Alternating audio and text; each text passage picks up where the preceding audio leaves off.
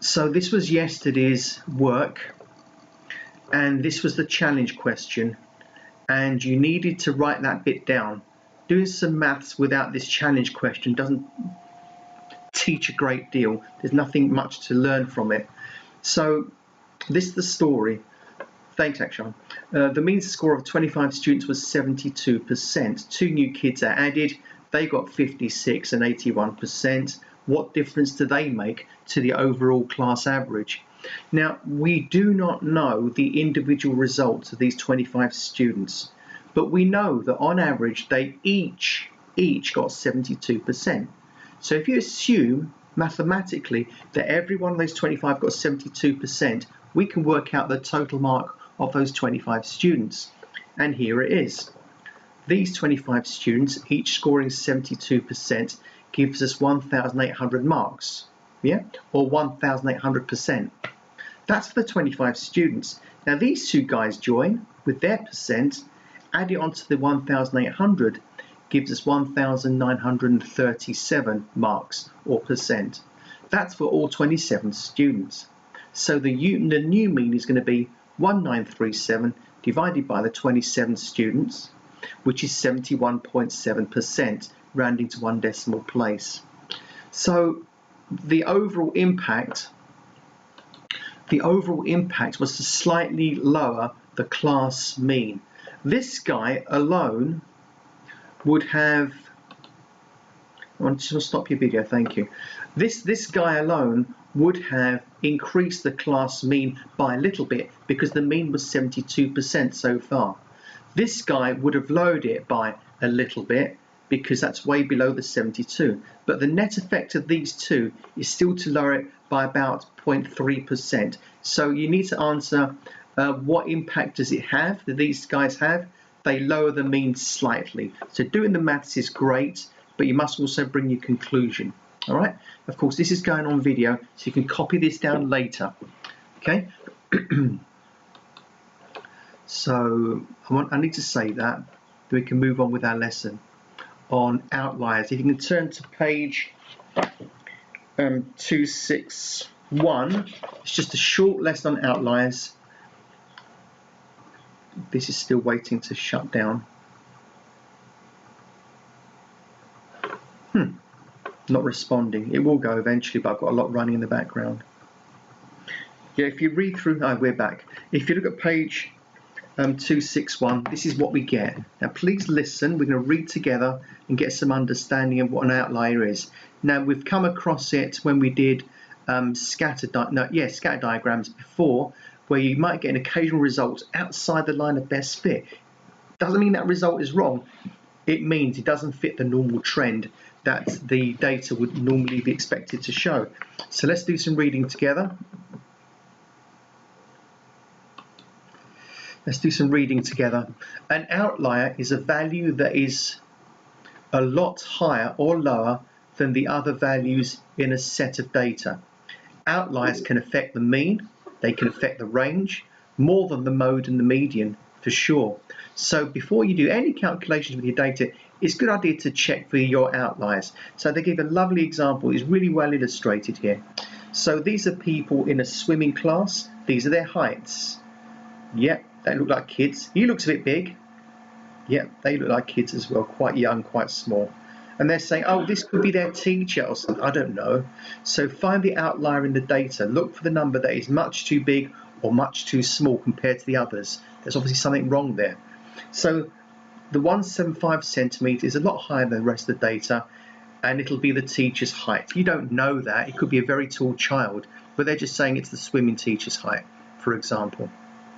So spot an outlier, looking for the really big value or really small value that does not fit the general trend of the data or the general average height in this case. So find the range, median and mean of these heights with and without this outlier. If that is, can you switch off your microphone? Right, so here's the range. You have to work out range. It's the biggest take away the smallest. So there's the big guy, there's the littlest kid in the swimming club, and the height range is 68 centimetres. Now, without this big guy here, ignore him, we're going to get 113 take away 107. 107 is still the smallest, but once you get rid of this big guy, the biggest normal guy, the kid, is 113. That's only a range of 6 centimetres. These little swimmers are pretty much the same sort of height, just 6 centimetres apart. You wouldn't tell the difference if they were in a little group. So there you go. That's the effect of an outlier. It makes the range really, really big, and it makes it look like there's a huge, huge difference between the biggest and the smallest. But in fact, that's not really a child. These are the little kids going on the swimming class. Now, median. Don't forget, Harrison, you've got to put all the values in order. So that's the smallest child, bigger, bigger, bigger, and that's probably their teacher. What is the middle value? It's between 109 and 111, which is 110. So the median height of the class is 110, which is completely sensible, because apart from this guy, all the others are in the low hundreds. Brilliant. 100 and something, and that something is quite low. Now, the middle value without the outlier is 109. This is without the outlier. You say that? Middle value without the outlier. So we got rid of the outlier. What about with the outlier? Yeah, with the outlier we've got 110. Without the outlier, we ignore him, scratch him away, and we go 1, 2, 3, 4, 5, 6, 7. So 109 becomes the median. Can you see the power of looking at the median value? Outliers tend to get excluded because they're either so big they're not going to affect the middle value, or they're so small down here they're not going to affect the middle value. Do you see? There's very little difference. So working out the median correctly will eliminate the artificial bumping up of the average height if you include a big outlier or a very small outlier. So this is shown clearly in the means. Look at this. With the means, we've added up all the values, I'm guessing everyone in the list, all that lot, and divide by 8 people. That is an average height of 118.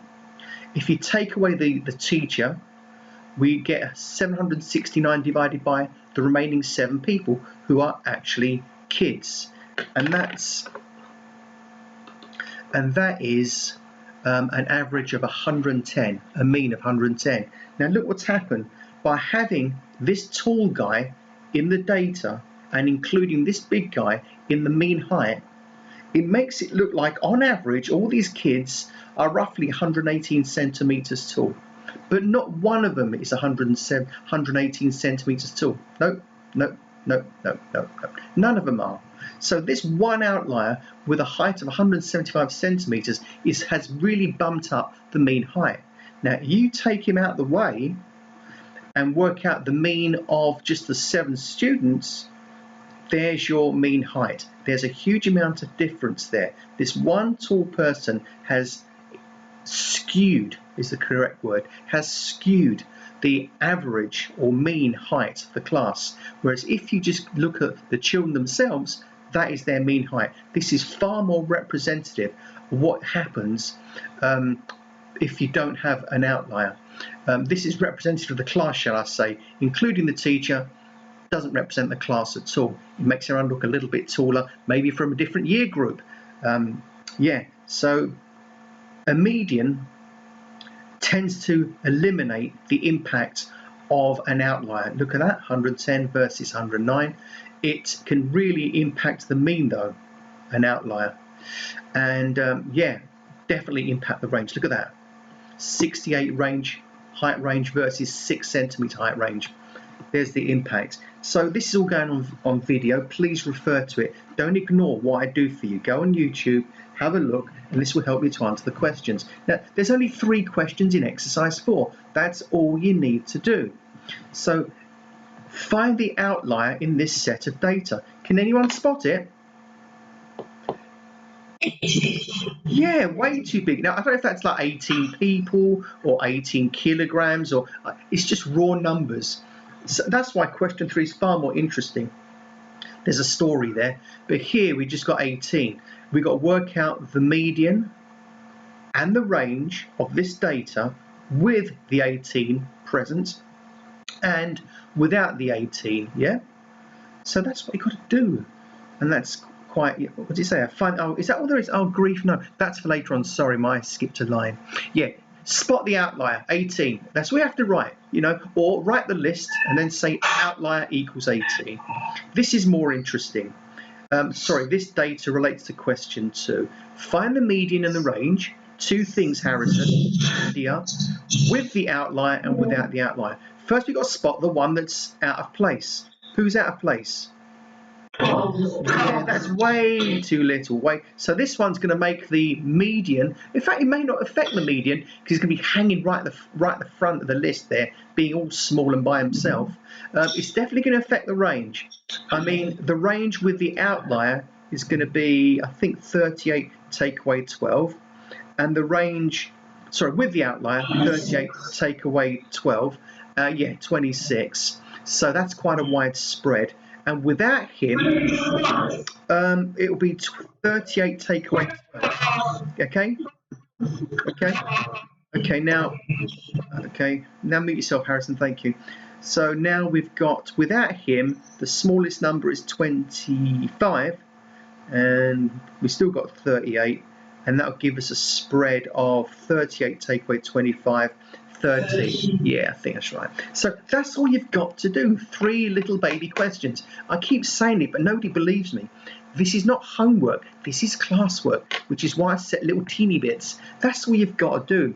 Watch the video. Obviously, if you know what you're doing, start, but you can check in with the video. We've had a good discussion today. Certainly the year 9 version of this is much more detailed, but you do this at the end of year 9 because we're at the end of year 8. This is the last unit. So that's where we are. What I want to do now is to stop the video and say goodbye to everyone.